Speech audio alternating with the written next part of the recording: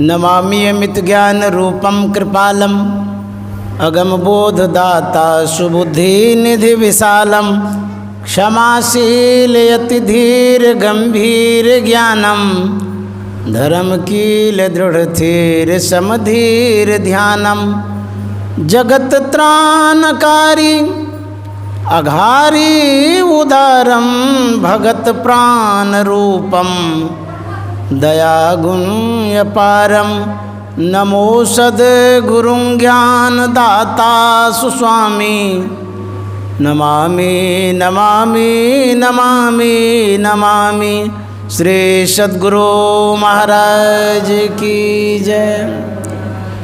परमाराध्य सद्गुरु महाराज गुरुदेव महर्षि संत सेवी परमहंस जी महाराज, मंच पर उपस्थित आदरणीय निर्मलानंद जी महाराज, इस साधना पीठ भटगामा ग्राम के आश्रम में उपस्थित प्रबुद्ध श्रोतागण, सत्संग प्रेमी महानुभावों, माता एवं बहनों, हम लोग निर्मल बाबा के विचारों से परिचित हैं, स्वभावों से भी परिचित हैं, इनके कार्यों से भी परिचित हैं।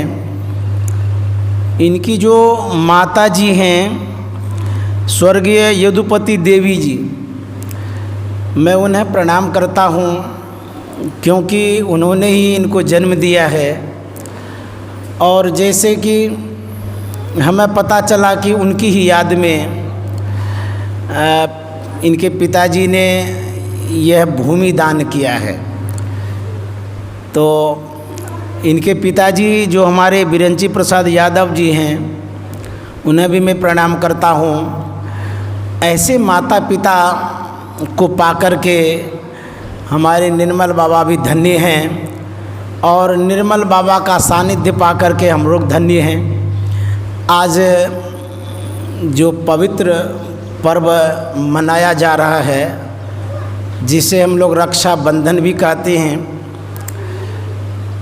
मैं सत्संग करने के लिए आया हुआ हूँ। बाबा ने बुलाया है, लेकिन मुझे पता नहीं कि इस गांव में भी, यहाँ पर भी ढेर सारी बहनें मिलेगी। आज मुझे पता चला कि यहाँ हमारी बहुत सारी बहनें हैं, गुरु भक्तिन बहन, और इसलिए पता चला कि सवेरे प्रातः काल ही बहुत सारी बहनें आई जो हमारे कलाई में यह सूत्र बांध दी। मुझे बड़ी खुशी हुई। आज बहनों ने जो ये बंधन डाला, यह एक धागा है, ऐसा सर्वसाधारण समझते हैं और मानते भी हैं, लेकिन इस धागा के साथ कुछ जुड़ा हुआ चीज़ है। जैसे यदि हम इस धागे पर ध्यान देंगे तो बहनों का त्याग है, तपस्या है, श्रद्धा है, भक्ति है, समर्पण है इस धागा के साथ भाई के प्रति। बहन बहुत कुछ इस धागे के साथ सिखा देती है, बता देती है, समझा देती है कि ये साधारण धागा नहीं है। भाई बहन का एक स्नेह का धागा है, प्रेम का धागा है, इसमें बल भी है, ये मेल का भी धागा है। यदि हम विचार करेंगे तो पता चलेगा ये साधारण धागा नहीं है, रक्षाबंधन है। परंपरा से यह हम लोग मनाते आ रहे हैं, चली आ रही है। तो आज के इस पर्व पर जो हमारी बहनें सत्संग में बैठी हैं, उनको मैं प्रणाम करता हूँ। हम लोग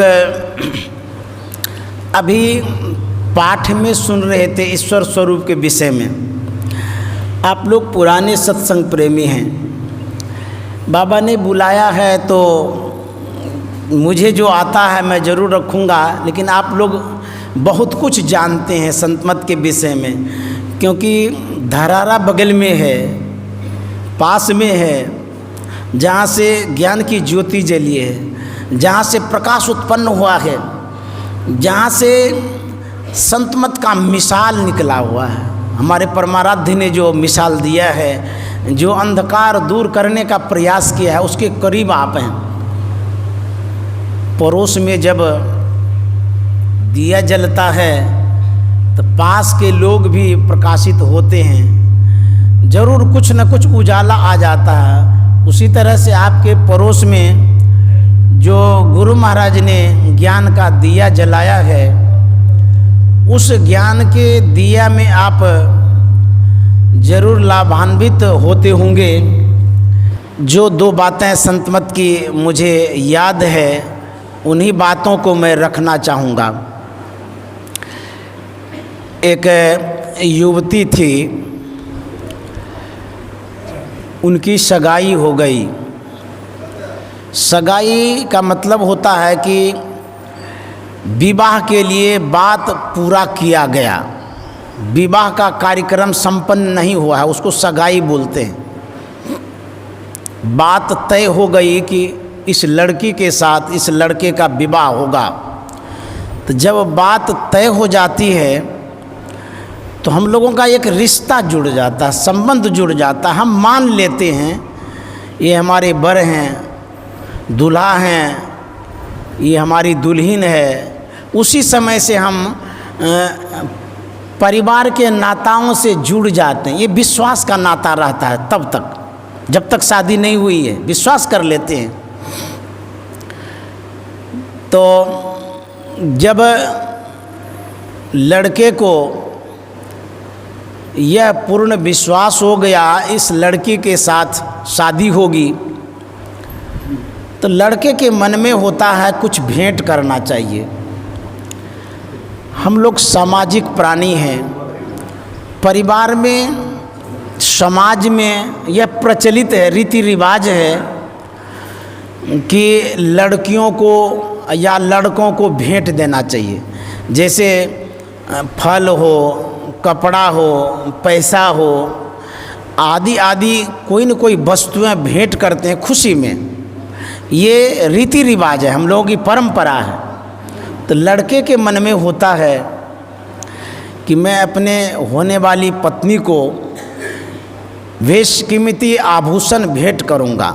ये पहली भेंट है, प्रथम बार वो भेंट करेंगे, शौक से करेंगे। लड़का सोचता है कि मैं एक नथिया भेंट करूंगा।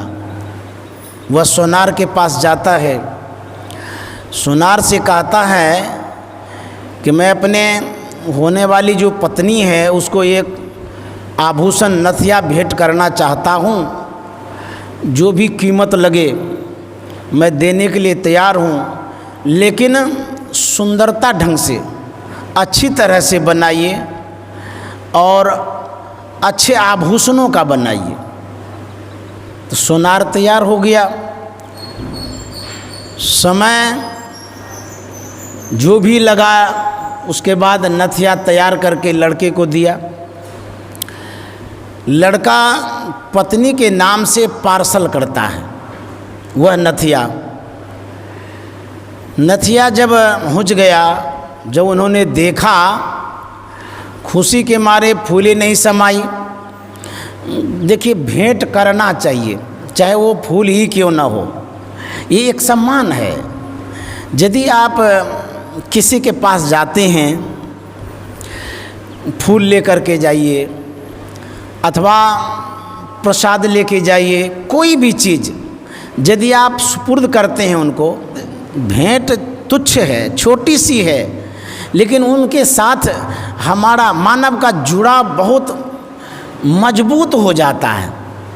आपको भी कभी मिला होगा तो आप कहते हैं वाह कितना अच्छा कलम भेंट किया, 5 रुपये का कलम है, लेकिन भेंट जो प्रदान किया गया है, यह जो आदान प्रदान होता है, इससे हम जुड़ते हैं व्यक्ति से। जैसे मान लिया जाए आज हम यहाँ आए हैं, मुझे बुलाया गया, लेकिन यहाँ आकर के जो आप लोगों से हम जुड़ पा रहे हैं, ये एक याद के लिए होगा, स्मरण के लिए होगा। मैं भले यहाँ से चला जाऊँगा, लेकिन आपकी जो श्रद्धा और भक्ति है उसको मैं याद करूँगा। लोगों के बीच में भी कभी कभार कहूँगा कि भटगमा आश्रम में, निर्मल बाबा के आश्रम में गए थे, इतने सत्संग प्रेमी आए थे, बड़ी श्रद्धा से आए थे, बड़ा सम्मान भी किया था। तो यह जो मिलना होता है ये भी एक भेंट है, इससे हम जुड़ते हैं व्यक्ति से। पैसा से खाली नहीं जुड़ते हैं, भाव से जुड़ते हैं, विचार से जुड़ते हैं, ज्ञान से जुड़ते हैं। उसी तरह से भेंट जब दिया जाता है इससे प्रेम भी बढ़ता है, मेल भी बढ़ता है।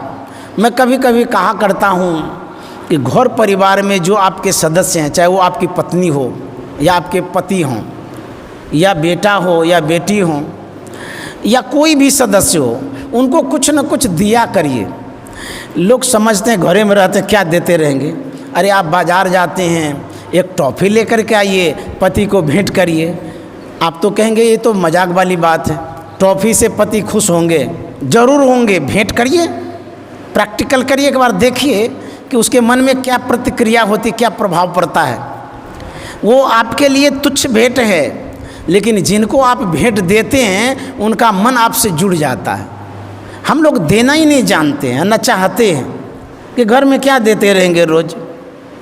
अरे रोज़ नहीं दीजिए, एक उत्सव पर दीजिए, कोई त्यौहार पर दीजिए, कोई कार्यक्रम पर दीजिए, देखिए उसका क्या प्रभाव पड़ता है। इससे मेल बढ़ेगा, प्रेम बढ़ेगा, घर का सौहार्द बढ़ेगा। आप देखिए घर में जो हम लोग अशांत महसूस करते हैं, शांति जैसा लगेगा। ये सिर्फ कहने की बात नहीं है, आप प्रारंभ करके तो देखिए। हमारी पत्नी है, हम उसे मानते नहीं हैं, सम्मान नहीं देते हैं, खाली घर का काम करवाते रहते हैं। बेचारी ऊब जाती है, गुस्सा जाती है कि हमारा कोई सम्मान नहीं करता है, नौकरानी की तरह काम करवाते रहते हैं। वो भी तो एक इंसान है, उन्हें भी तो सम्मान चाहिए। आप दीजिए तब आपको मिलेगा। खाली उन्हीं से चाहते हैं कि हमको सम्मान देते रहे, ये ठीक नहीं है। देने से कितना प्रभाव पड़ता है वही मैं बता रहा हूँ। लड़की को जब नथिया प्राप्त हुआ, इतनी खुश हुई, अपनी प्रसन्नता को बांटने के लिए सखियों के बीच में गई। एक सखियाँ थी, अपने मन के भावों को व्यक्त करती है कि देखिए हमारे होने वाले जो पतिदेव हैं कितने अच्छे हैं, पहली भेंट में नथिया दिए हैं, अभी इतना मानते हैं, बाद में कितना मानेंगे। भविष्य को मत सोचिए कि मानेंगे कि नहीं मानेंगे, ये काल क्रम से बदलते रहता है विचार सब। लेकिन वर्तमान को आप देखिए, वर्तमान में जीने का कोशिश करिए। इतनी खुशियाँ हो गई उनके अंदर में। बहुत सारी सखियाँ आ गई, वो भी बड़ाई करने लगी। नहीं, वाकई में एक उदाहरण है, तुम्हारे पतिदेव ने जो भेजा है बहुत सज्जन है, बहुत अच्छे हैं। बातचीत करते करते वो सड़क तक चली जाती है।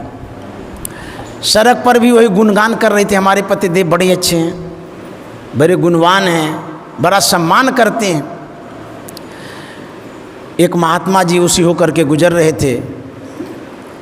महात्मा के कान में जब आवाज़ आई, बड़ा आश्चर्य हुआ कि ये बच्चियां सब जो हैं, युवतियां सब क्या गुणगान कर रही है, मेरे पतिदेव अच्छे हैं, मेरे पतिदेव अच्छे हैं। जरा जाकर के तो देखें बात क्या है। वह महात्मा युवतियों के करीब में पहुंचता है, जानने का कोशिश करता है कि बात क्या है जो इतनी लड़कियां एकत्रित होकर के चर्चाएं कर रही है, बातचीत कर रही है। महात्मा ने पूछा कि बालिकाओं बताओ, तुम जो गुणगान कर रही हो किनकी कर रही हो, क्यों कर रही हो, क्या बात है। जो लड़की थी, युवती, उन्होंने कहा कि बाबा मेरी सगाई हो गई है, शादी होने वाली है। मेरे पतिदेव ने पहली भेंट गिफ्ट किया है, भेजा है, नथिया भेजा है।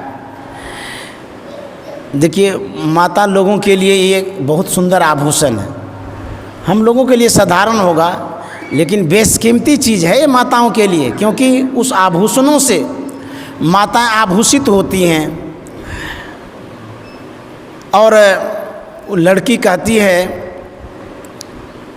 कि बाबा यह जो पहली भेंट मुझे मिली है, इसी खुशी में मैं अपने पति का गुणगान करती हूँ, नाम लेती हूँ।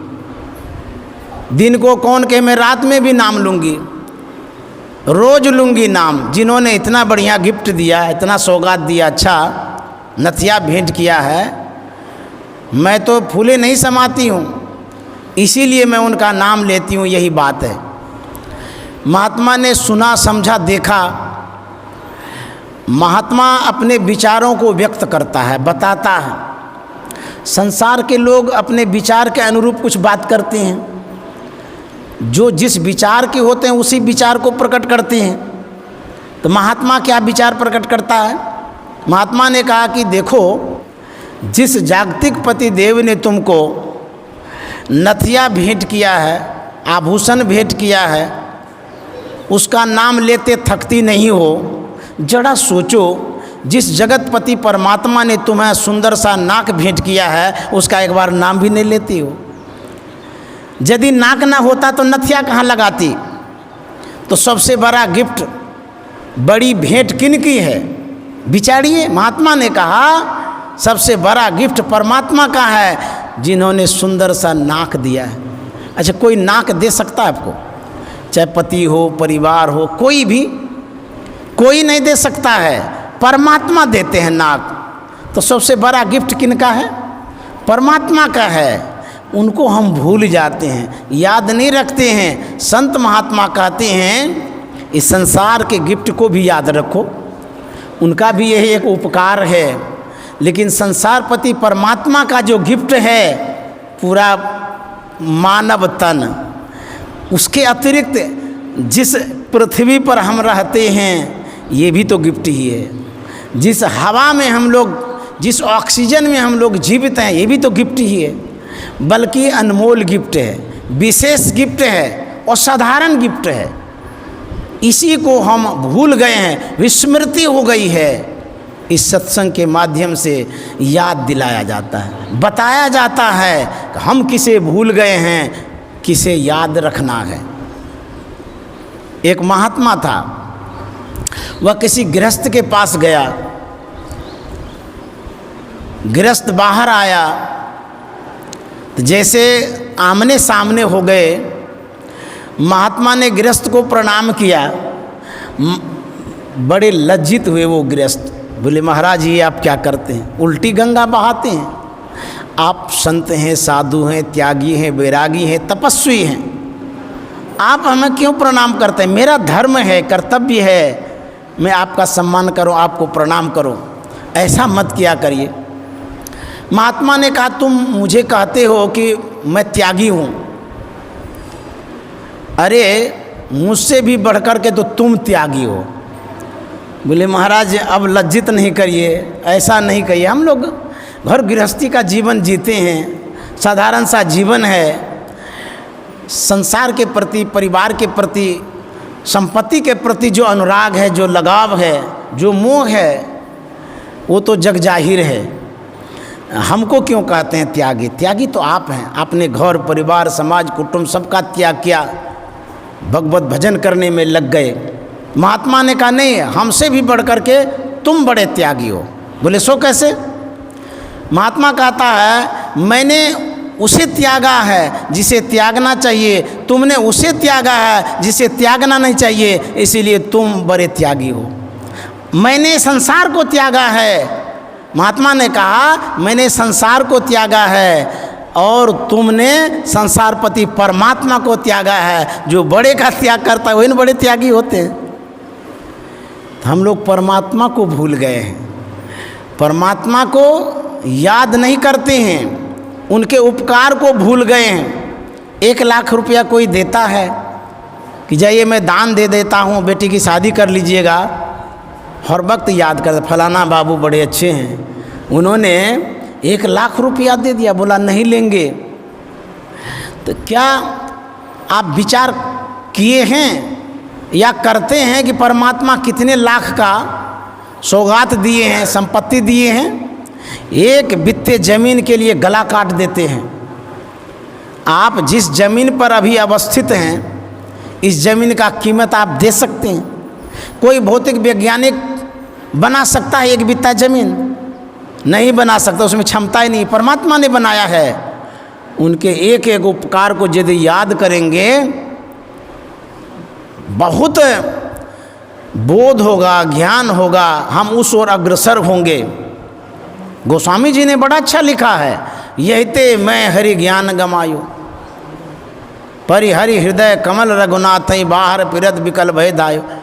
हम भूल गए हैं परमात्मा को, वो परमात्मा कहाँ हैं, कैसे हैं, उनके उपकार को भूल गए हैं।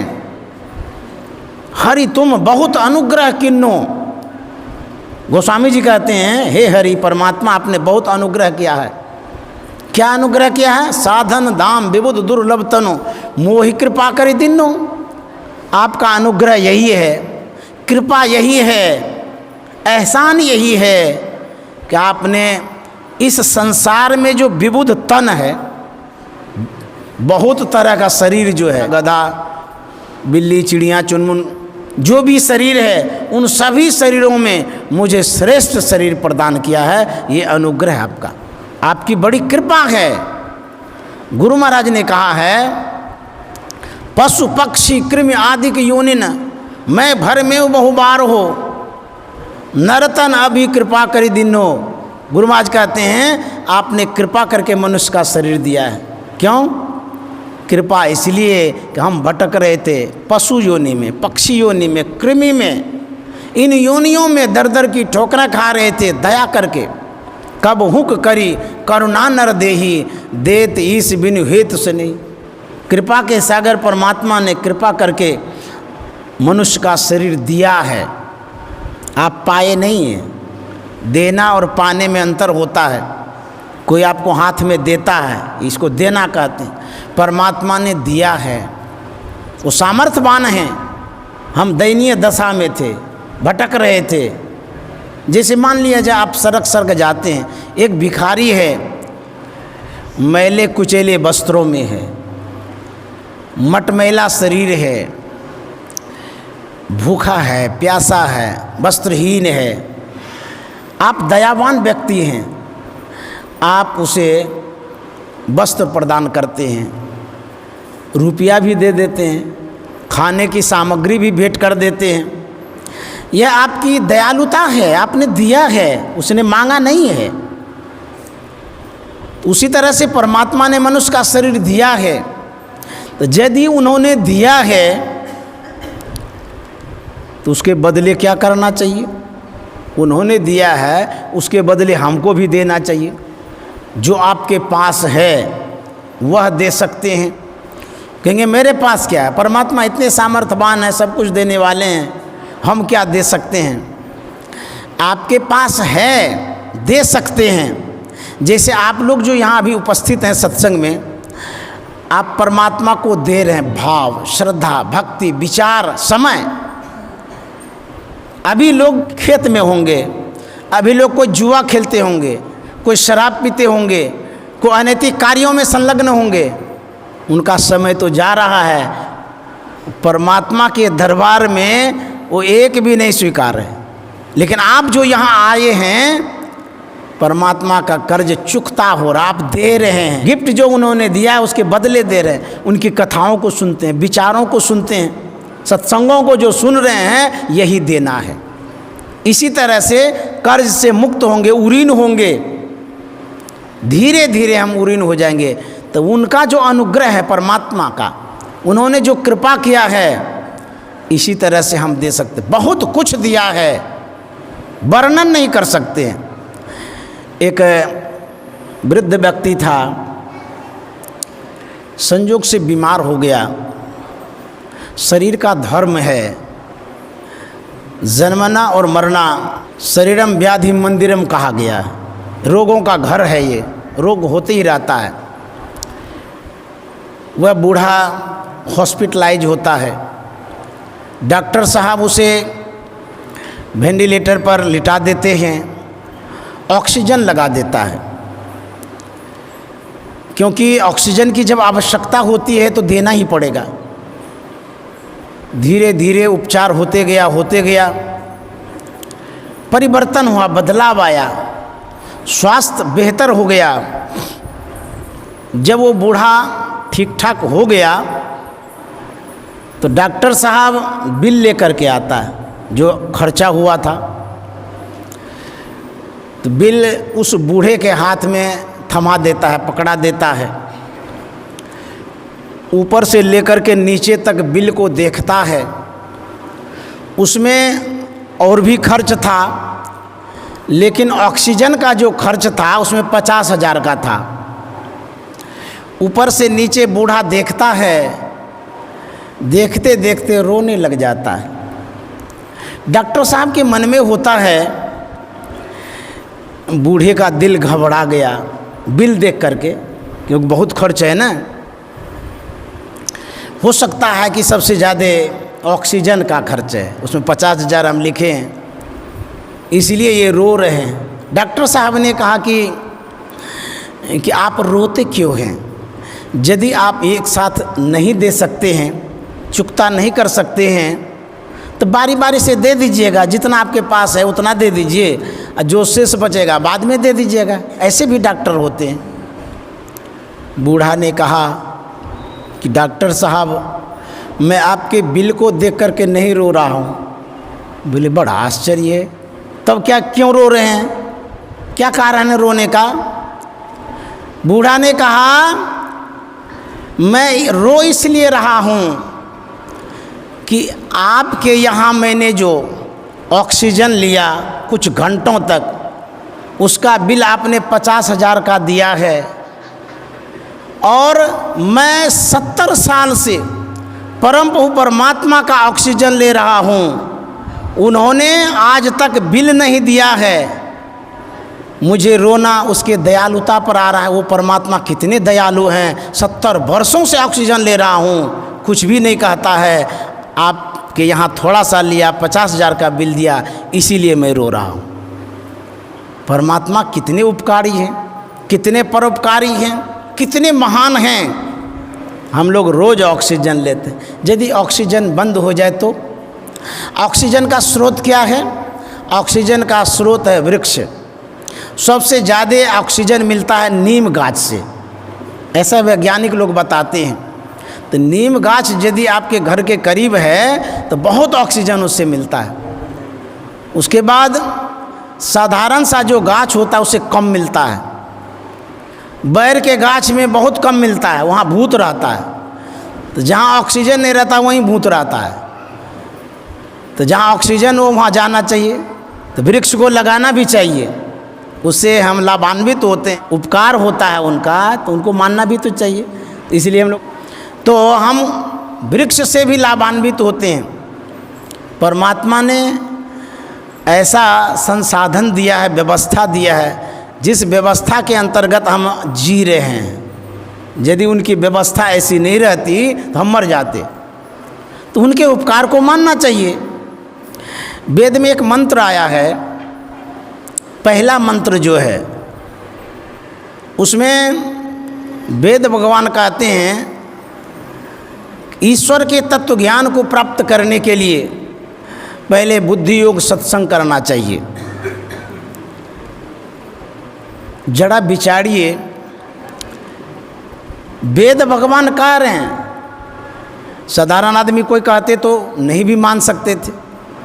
आप लोग भगवान को मानते हैं ना, तो भगवान कहे हम ना माने तो हमारी मूर्खता होगी, मूढ़ता होगी, अनभिज्ञता होगी, अनाड़ीपन होगा। वेद भगवान क्या कह गए, क्या कहते हैं?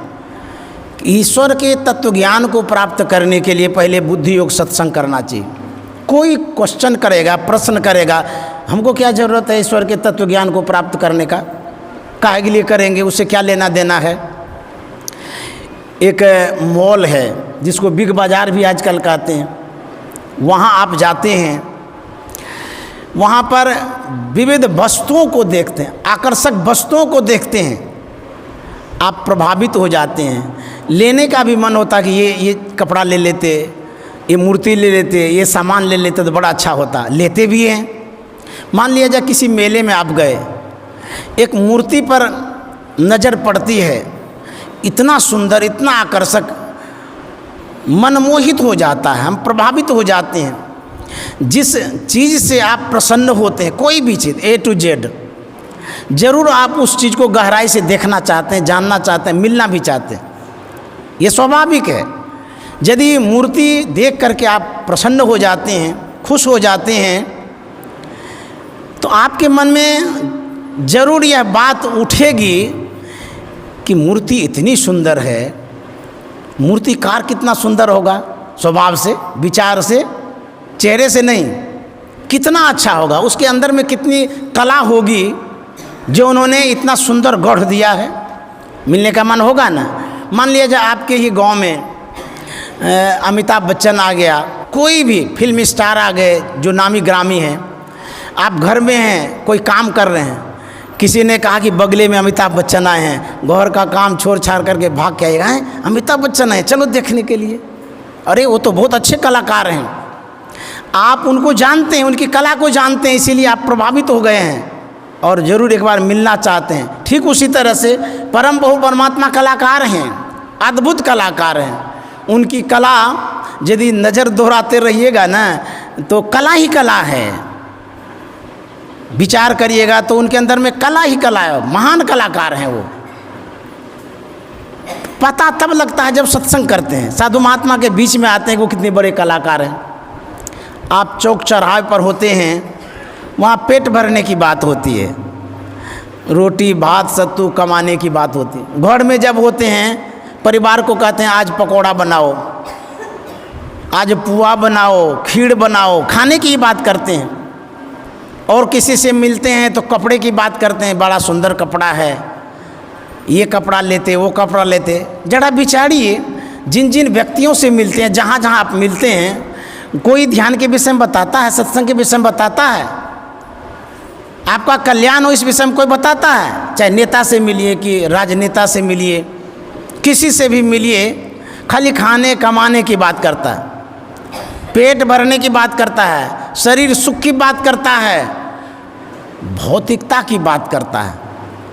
लेकिन जब आप सत्संग में आते हैं, साधु महात्माओं से मिलते हैं, आपको जरूर याद दिलाता है इस शरीर के साथ एक और कर्म करना है जिसे सत्संग कहते हैं, भजन कहते हैं। सत्संग और ध्यान यदि नहीं करेंगे तो निम्न योनि में चले जाएंगे, अधोगति हो जाएगी, पतन हो जाएगा। इस बात का पता चलता है इस माहौल में, जो गुरु महाराज ने सत्संग का माहौल बनाया है, जो गुरु महाराज ने ये आयोजन दिया है, जो गुरु महाराज ने ये मेला दिया है, जिस मेले में आकर के ज्ञान का सौदा हम करते हैं। इसलिए सत्संग में आना चाहिए। सत्संग में जब आते रहेंगे तभी हम लोगों को ज्ञान होगा, नहीं तो हम भूले रहेंगे। परमात्मा का यदि उपकार मानते हैं या परमात्मा को यदि जानते हैं तो वेद भगवान ये कहते हैं पहले सत्संग करो, उसके तत्व ज्ञान को यदि जानना चाहते हो। यदि सत्संग नहीं करेंगे आपका उद्धार और कल्याण नहीं होगा। सत्संग की बड़ी आवश्यकता है। एक लघु कथा कह के मैं विराम दूंगा। एक बाबा नानक साहब के समय की कथा है। ऐसे ही सत्संग बाबा नानक साहब भी करते थे जैसे गुरु महाराज कर रहे हैं। गुरु महाराज के सत्संगों में सभी वर्ग के लोग, सभी जाति के, सभी धर्म के लोग आते थे।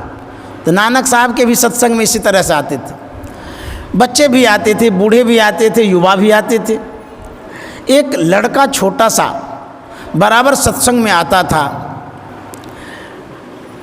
बाबा नानक ने देखा कि बड़ा संस्कारी है, बड़ा बड़ा आते रहता है, लेकिन है तो छोटा, इतना नन्हा मुन्ना है, आखिर आता तो है लेकिन समझता क्या है।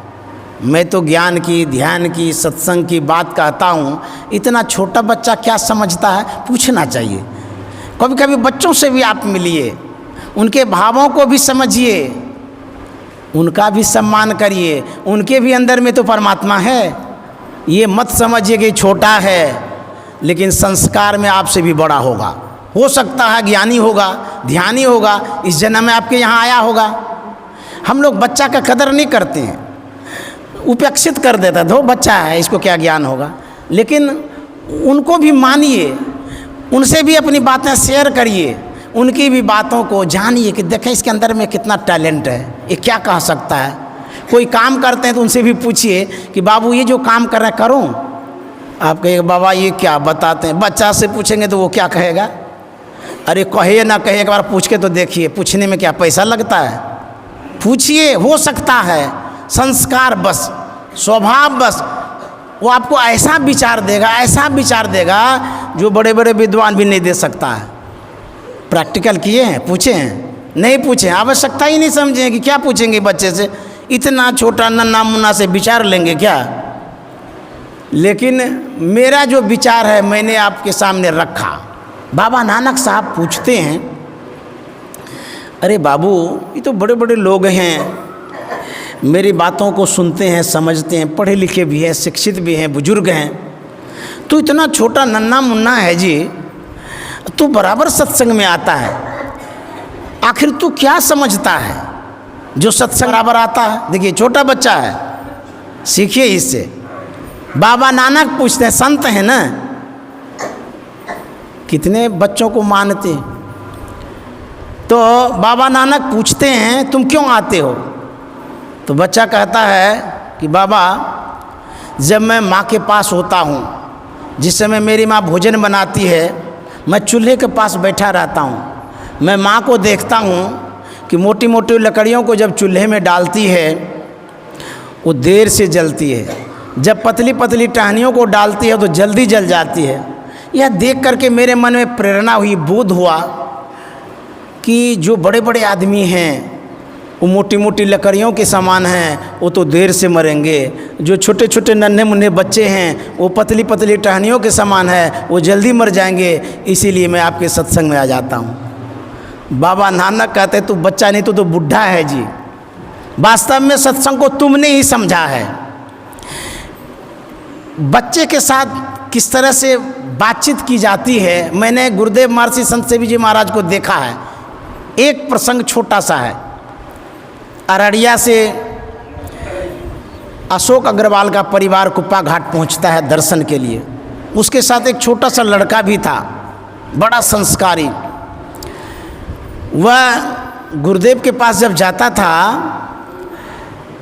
तो बच्चे के साथ गुरुदेव बच्चे की तरह बोलते थे, उसी तरह से व्यवहार करते थे। मैंने ये भी देखा है कि बच्चों को गुरुदेव बड़ा प्यार देते थे और कुछ न कुछ उनको उनके पसंद की चीज़ भी भेंट करते थे। ये भी गौर करने वाली बात मैंने देखा है। आपके पास यदि बच्चा है तो उसको कुछ दीजिए, टॉफ़ी दे दीजिए, कोई भी चीज़ दे दीजिए, उसी से खुश हो जाएगा। तो गुरुदेव दिया करते थे, बच्चा बड़ा खुश होता था। और गुरुदेव क्या देते थे बच्चे को? बच्चा वाला भाव देते थे, बच्चा वाला विचार देते थे, वो बच्चे ही बन जाते थे। जब आया था लड़का, 3 रोज हो गया, आश्रम में 3 रोज रहने का नियम है, उसके बाद घर जाने का है। गुरुदेव शाम के समय टहलने के लिए जा रहे थे गार्डन में, मैं भी साथ में था। उसी अररिया भवन होकर के एक गेट है अभी भी, उसी होकर के गार्डन में जाते हैं। तो जैसे गेट के पहले गए गुरुदेव, तो खिड़की से वो बच्चा झांक करके देख लिया कि बाबा जा रहे हैं टहलने के लिए। वो कमरे से निकला, दौड़ते हुए गया आगे में, नतमस्तक हुआ, प्रणाम किया। गुरुदेव खड़े हो गए और बच्चा कहता है कि बाबा अब मैं चला जाऊंगा घर। अब गुरुदेव उनके लहजे में बोलते हैं कि क्या हो गया, आपको दिक्कत हो गई क्या, क्यों जाना चाहते हैं आप, कोई कष्ट है यहाँ पर? बोले नहीं नहीं कोई कष्ट नहीं है, अब स्कूल खुल जाएगा ना तो क्लास करने के लिए जाएंगे, पढ़ने के लिए जाएंगे। बोले कि देखिए आप यहाँ रहते हैं, अच्छा लगता है आपसे मिल करके, ऐसा करते हैं कि हम आपको यहीं एडमिशन करा देते हैं भागलपुर में, आप यहीं पढ़िए, सामने में रहेंगे, मिलते जुलते रहेंगे, बातचीत करते रहेंगे। बच्चा कहता है नहीं नहीं स्कूल खुला है वहाँ पढ़ेंगे, अब चले जाएंगे 3 रोज तो हो गया ना, आश्रम का नियम है। देखिए इतना छोटा बच्चा। तो गुरुदेव कहते हैं कि देखिए आप यहाँ रह रहे थे तो मेरा मन लग रहा था, आप चले जाएंगे तो मन नहीं लगेगा। वो बच्चा कहता मन लगेगा, तो गुरुदेव कहता कैसे लगेगा? वो बच्चा कहता टेलीफोन से लगेगा। अब देखिए संत कैसे होते हैं, बच्चों का कितना सम्मान करते हैं, ख्याल करते हैं। तो हम लोग भी तो अपना सकते हैं, बच्चे को भी मानिए। और मैं यहीं विराम देना चाहूँगा, विशेष आगे नहीं बढ़ूँगा। और मैं आप लोगों को प्रणाम करता हूँ, इतने अधिक संख्या में आए हैं और बाबा ने जो इतना कृपा करके मुझे यहाँ तक आपके बीच तक पहुँचाया है, लाया है, मैं उन्हें भी प्रणाम करता हूँ। यदि बाबा नहीं बुलाते तो मैं आता ही नहीं, आप लोगों का दर्शन भी नहीं होता। तो बातें संत मत की विशेष रूप से उनसे सुनना चाहेंगे।